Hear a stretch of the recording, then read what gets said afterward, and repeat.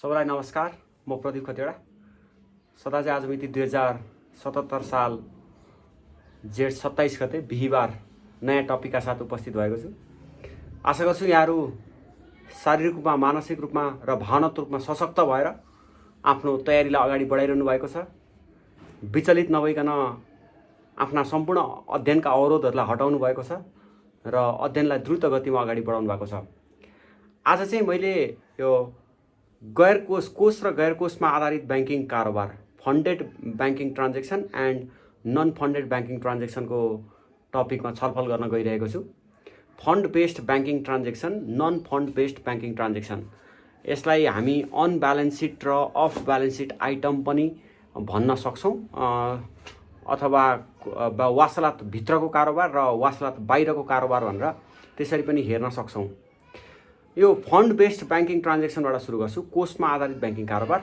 अब यसमा जाँचमा आउन सक्ने क्वेसन चाहिँ कोषमा आधारित ब्याङ्किङ कारोबार र गैर कोषमा आधारित ब्याङ्किङ कारोबार भनेको के हो, यसका भिन्नताहरू दर्शाउनुहोस् भन्ने क्वेसन आउन सक्छ एउटा।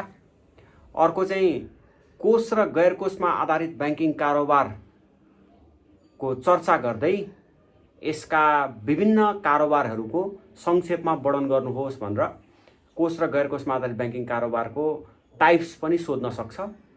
अनि कोष र गैर कोषमा आधारित ब्याङ्किङ कारोबारको महत्त्व अथवा समस्या, यस्ता खालका क्वेसनहरू सोध्न सक्छ।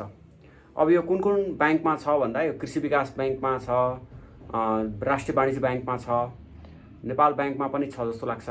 यो यहाँहरूले जान्नै पर्ने खालको टपिक हो।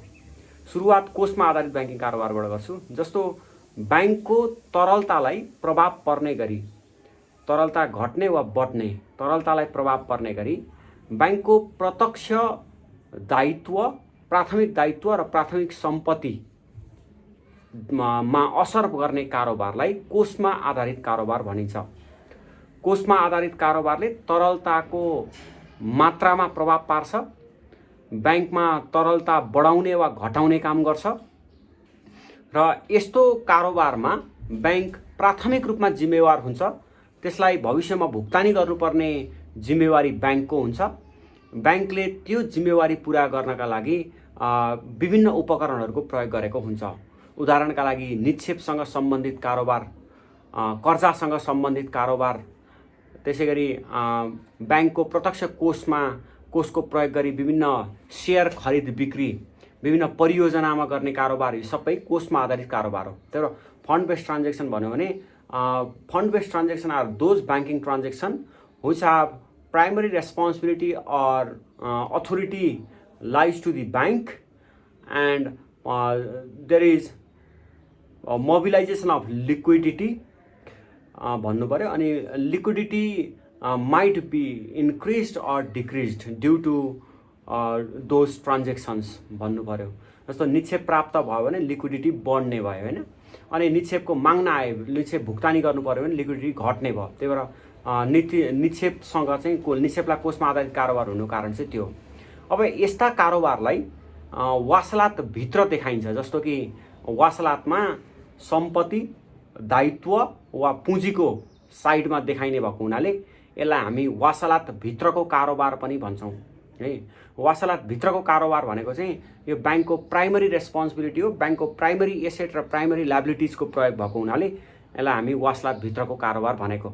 अब यस्ता कारोबारहरू ब्याङ्क तथा वित्तीय संस्थाहरूमा यो तीन नेचरका अपरेटिङ एक्टिभिटिजहरू, अनि फाइनेन्सिङ एक्टिभिटिजहरू र इन्भेस्टिङ एक्टिभिटिजहरू, यसरी तीन प्रकृतिका हुन्छन्, जसलाई यहाँहरूले क्यास फ्लोमा पनि पढ्नु भएको छ। Cash flow from operating activities, cash flow from financing activities र cash flow from investing activities गरेर तीन प्रकारका कुराहरू यसमा पढ्नु भएको छ।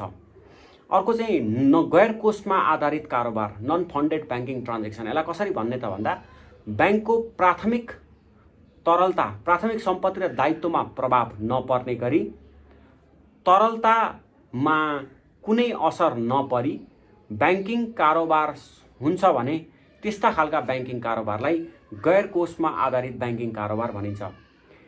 ब्याङ्क प्राथमिक रूपमा यस्ता कारोबारमा जिम्मेवार हुँदैन, तर ग्राहकको असफलता भएमा वा ग्राहकले भुक्तानी गर्न नसकेको अवस्थामा ब्याङ्कमा उक्त जिम्मेवारी सर्छ भनेर चाहिँ गैर कोषमा आधारित कारोबारलाई व्याख्या गर्नुपर्छ। Non funded banking transaction are those transactions which might not affect liquidity and bank should not pose primary responsibility or primary liability to pay in this transaction। अब यसमा चाहिँ यो ब्याङ्कमा खासमा कोषमा आधारित कारोबारको आधारमा, ब्याङ्कको प्रतिष्ठाको आधारमा, ब्याङ्कको रिलायबिलिटीको आधारमा गैर कोषमा आधारित कारोबारहरू हुन्छ। ब्याङ्कलाई कस्टमरले विश्वास गर्छ, त्यही भएर त्यो विश्वासको ट्रेडिङ हो गैर कोषमा आधारित कारोबार। जस्तो कि अब यसमा विभिन्न प्रकारहरू छन्। गैर कोषमा आधारित कारोबारका प्रकारहरू भन्यो भने चाहिँ एउटा प्रतिपत्र सम्बन्धी कारोबार है, एलसी सम्बन्धी कारोबार। अब यो किन गैर कोषमा आधारित कारोबार हो भनेर भन्नुपर्छ। जस्तो प्रतिपत्रमा ब्याङ्कले कागजात प्रशोधन र भुक्तानीको मध्यस्थता गर्ने भएको हुनाले गैर कोषमा आधारित कारोबार हो। Bank can mediate between importer and exporter and process the document, so it is non funded banking transaction है। अब अर्को कारोबार चाहिँ यो ब्याङ्क ग्यारेन्टी, ब्याङ्क जमानत सम्बन्धी कारोबार। अब ब्याङ्क जमानत भनेको चाहिँ दुईटा प्राप्त गर्ने र भुक्तानी गर्ने पक्षको बिचमा ब्याङ्क बसेर दुईटाको पक्षको बिचमा मध्यस्थता गर्ने भएको हुनाले ब्याङ्कले चाहिँ एउटाको फेभरमा विश्वास मात्रै दिन्छ। जस्तो ए को फेभरमा बीलाई के भन्छ भने ए भन्ने पक्षले पैसा तिरेन भने म तिर्छु भनेर उनले त्यसरी सुनिश्चितता, भुक्तानीको सुनिश्चितता गर्दै हुन्छ। त्यही भएर यो नन फन्डेड हो। Bank assure to another parties with favour to banks client about payment settlement है, यो भुक्तानी भविष्यमा पेमेन्टमा केही डिस्प्युट भने यस्तो गरिन्छ, ब्याङ्क ग्यारेन्टी गरिन्छ। त्यही भएर ब्याङ्क ग्यारेन्टी पनि गैर कोषमा आधारित कारोबार हो। अर्को चाहिँ लकर सुविधा, locker facility, LOCKER, locker facility. ब्याङ्कले ग्राहकका बहुमूल्य जवारत, सुन चाँदी, कागजातहरू राख्नका लागि स्थान उपलब्ध गराउँछ र यसरी स्थान उपलब्ध गराए बापत कमिसन शुल्क आम्दानी प्राप्त गर्छ है। यो चाहिँ लकर सुविधा हो। लकर किन गैर कोष भन्दा लकरमा पैसा राख्यो भने वा लकरमा सुन चाँदी ग्राहकले राख्यो भने ब्याङ्कले त्यसलाई भुक्तानी गर्नु पर्दैन। ब्याङ्कले त्यसमा कुनै प्राइमरी रेस्पोन्सिबिलिटी ब्याङ्कको भनेको भुक्तानीको रेस्पोन्सिबिलिटी र लिक्विडिटीमा केही प्रभाव पर्दैन। तर पनि यो ब्याङ्कले एउटा ट्रस्टको आधारमा फ्यासिलिटी दिएको है, ट्रस्ट टाइपको यो ट्रस्ट बिल्डिङ हो। जस्तो हाम्रोमा कसैले ल्याएर लकर राख्दैन घरमा, तर ब्याङ्कमा लगेर राख्छ किनकि ब्याङ्कलाई विश्वास गर्न सकिन्छ। अनि अर्को यो गैर कोषमा आधारित कारोबार चाहिँ जस्तो बिल्स कलेक्सन। अर्को ब्याङ्कको चेक वा विभिन्न ड्राफ्ट वा बिल्सहरूलाई हाम्रो ब्याङ्कले उसले कलेक्सन गरिदिन्छ। यो RTGS को माध्यमबाट त्यसलाई भुक्तानी गर्छ वा क्लियरिङ गर्छ।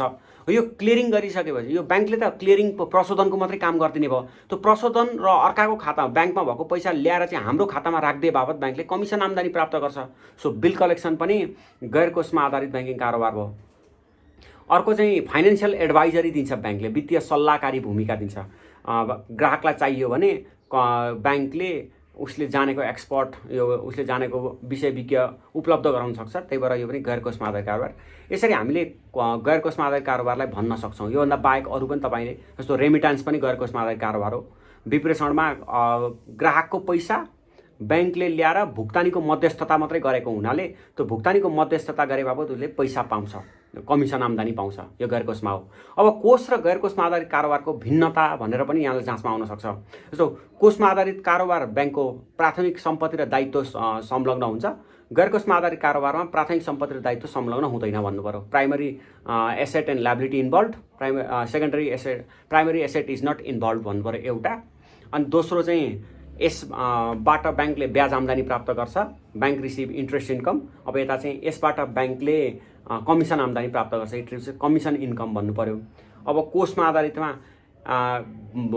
ब्याङ्कले भुक्तानीको प्राथमिक जिम्मेवारी ब्याङ्कमा हुन्छ। Prime responsibility of payment should be in bank. अनि यता चाहिँ भुक्तानीको प्राथमिक जिम्मेवारी ब्याङ्कले वहन गर्दैन, bank should not borne primary responsibility है। अब फेरि कोषमा आधारित कारोबारमा यसले तरलतालाई असर गर्छ, इट एफेक्ट लिक्विडिटी। अनि गैर कोषमा चाहिँ यसले तरलतालाई कुनै प्रभाव पार्दैन, it doesn't affect to liquidity. अब कोषमा आधारित कारोबारको एक्जाम्पल निक्षेप र कर्जासँग सम्बन्धित कारोबार। गैर कोषमा आधारित कारोबारको चाहिँ LC, bank guarantee, remittance, bill collection यिनीहरू भयो। कोषमा आधारित कारोबारलाई वासलातभित्र देखाइन्छ, गैर कोषमा आधारित कारोबारलाई वासलात बाहिर देखाइन्छ। Funded banking transaction it is also called on balance sheet item, अनि यता चाहिँ it is also called off balance sheet item. यसरी यो भिन्नता पनि भयो। कोषमा आधारित कारोबार, गैर कोषमा आधारित कारोबारको महत्त्व के छ भने यसले ब्याङ्किङ आम्दानी प्राप्त गर्छ, ब्याङ्कमा आम्दानी कमाउन प्राप्त गर्छ, ब्याङ्किङ सेवा प्रवाह गर्छ, ब्याङ्क र ग्राहकको बिचमा सम्बन्ध स्थापना गर्छ, दुवैले प्रफिटेबिलिटी बढाउँछन्, अनि यो दुवैले चाहिँ ब्याङ्किङ बजारीकरण गर्छन्, ब्याङ्कको स्रोत र साधनको अधिकतम उपयोग गर्छन्। यसरी भन्नुपर्छ यसमा। अब यसमा देखिएको समस्या वा जोखिम भनौँ भने चाहिँ फन्डेड ब्याङ्किङ ट्रान्जेक्सनको जोखिम भनौँ भने त्यही तपाईँ कर्जा जोखिम, ब्याज दर जोखिम, बजार जोखिम, अनि विदेशी विनिमय जोखिम यिनीहरू नै हो, अपरेसन जोखिम।